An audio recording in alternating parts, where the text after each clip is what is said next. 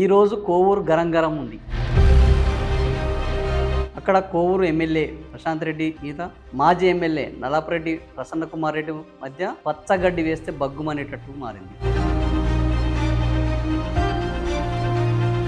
ఈ ఇద్దరి వాద వివాదాల వల్ల అటు వైఎస్ఆర్సీపీ, టీడీపీ, ఇప్పుడు బీజేపీ తాజాగా ఈ మూడు పార్టీలు వార్తల్లో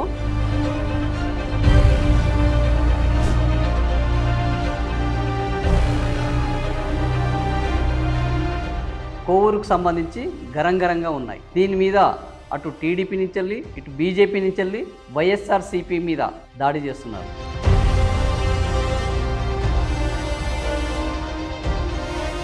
అదే సమయంలో వైఎస్ఆర్సీపీ వాళ్ళు కావాలనే ప్రసన్న కుమార్ రెడ్డిని మీద ఇంటి మీద దాడి చేశారని వాళ్ళు నిరసనలు వ్యక్తం చేస్తున్నారు.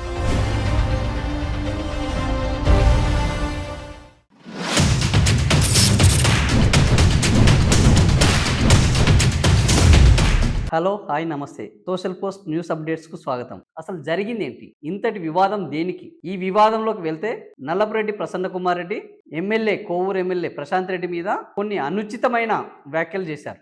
ఆమె అన్నిట్లోనూ పిహెచ్డి చేసింది, బ్లాక్మెయిల్ చేసి వేమిరెడ్డి ప్రభాకర్ రెడ్డిని పెళ్లి చేసుకున్నది, నాకు ముందే తెలుసుంటే ఈ రకంగా జరగకుండా చేసేవానని ఇంకా కొన్ని చెప్పకూడని అంశాలు ప్రశాంత్ రెడ్డి గురించి మాట్లాడడం జరిగింది. ఈ అంశాలను ఎందుకు మాట్లాడాల్సి వచ్చింది?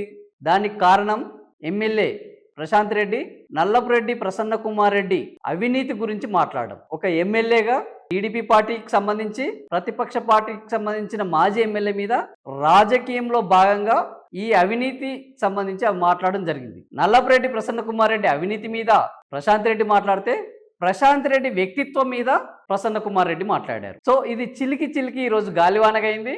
ఎంతటి గాలివానగా అయింది అంటే ఈరోజు #We stand with Prashanth Reddy అనే ఒక క్యాంపెయిన్ నడిచేంత వరకు వెళ్ళింది. వార్తలు మొత్తం వీటి వైపే తిరుగుతున్నాయి. ప్రశాంత్ రెడ్డి మీద ప్రసన్న కుమార్ రెడ్డి చేసిన వ్యాఖ్యలు అత్యంత హేయమైనవి, ఒక మహిళ పట్ల చేయాల్సిన వ్యాఖ్యలు కావు, ఇది సిగ్గుచేటు, ఇది వైఎస్ఆర్సీపీ విధానానికి మచ్చు తునక అని బీజేపీ తాజా మాజీ అధ్యక్షురాలు దగ్గుపాటి పురంధరేశ్వరి కూడా ఈరోజు లేటెస్ట్గా ట్వీట్ చేయడం జరిగింది. దీనికి ముందే deputy CM Pawan Kalyan, CM Chandrababu Naidu తీవ్రంగా స్పందించారు.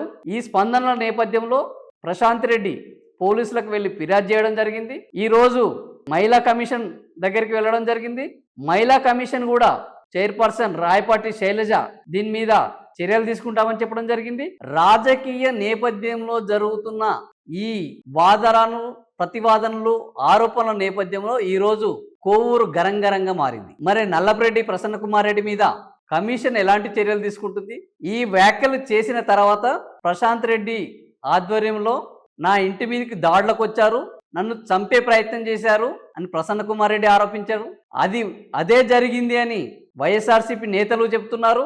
అసలు ఈ దాడికి నాకు వేమిరెడ్డి ప్రభాకర్ రెడ్డికి ఎలాంటి సంబంధం లేదు అని ప్రశాంత్ రెడ్డి ఇప్పటికే వివరణ ఇవ్వడం జరిగింది. మరి ఈ దాడులు ఇలాగే కొనసాగుతాయా?